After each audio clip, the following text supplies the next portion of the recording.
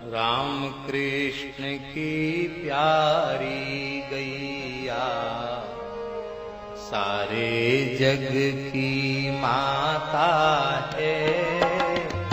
राम कृष्ण की प्यारी गैया सारे जग। आप सोचो, बिना विश्राम किए गुरुजी सवेरे 5 बजे से लेके रात्रि को 10 बजे तक पढ़ाते थे। 5:30 बजे शाम को फिर स्नान करके फिर संध्योपासन में बैठ जाते थे, गायत्री वगैरह जप करके 9 बजे फिर एक ही समय भोजन करते थे। 24 घंटे में एक समय भोजन, दोपहर में भोजन करते थे, रात्रि को थोड़ा दूध लेते थे बस। और फिर 11 बजे शयन करते, 11 बजे तक पढ़ाते थे रात को, और फिर सो जाते थे, फिर 2 बजे उठना।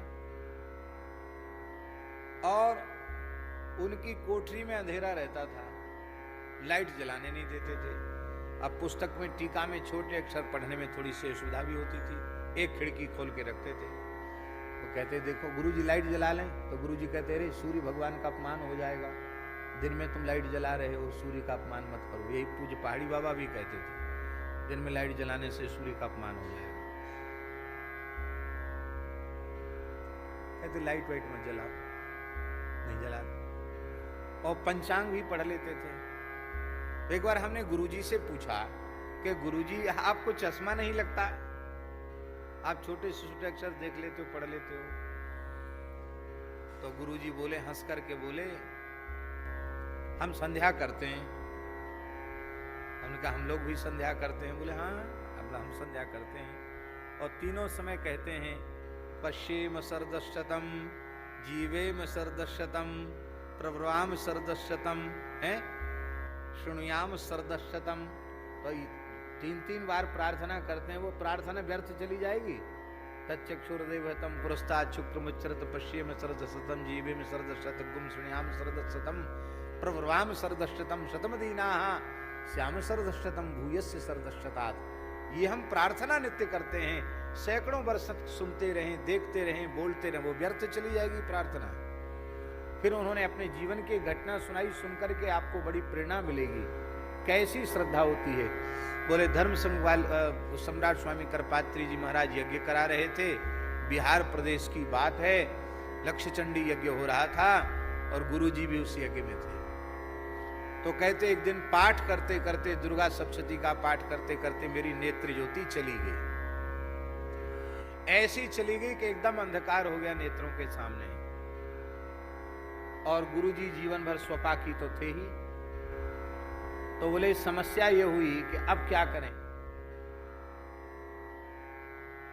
अब यदि कह देते हैं कि हमको दिखना बंद हो गया तो स्वामी जी को चिंता हो जाएगी, फिर लोग हॉस्पिटल ले जाएंगे। जीवन में हॉस्पिटल गए नहीं, अंग्रेजी दवाई छुई नहीं।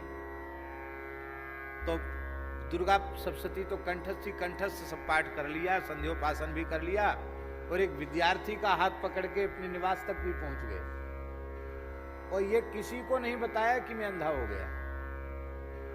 अब बोले वहां अपने जप आदि करके, और हमने भगवान सूर्य का स्तवन आरंभ किया है, जो चाक्षुषी विद्या है, चाक्षुषी विद्या का पाठ आरंभ किया। तो पूरी रात एक आसन से बैठकर चाक्षुषी विद्या का पाठ करते रहे। सवेरे 4 बजते ही मेरे नेत्रों में पुनः ज्योति आ गई। और बोले तब से अब तक हमारी आंख में कोई रोग नहीं हुआ, चश्मा कैसा होता हमने जाना भी नहीं। तो सारे रोगों का नाश करने वाले भगवान सूर्य नारायण हैं,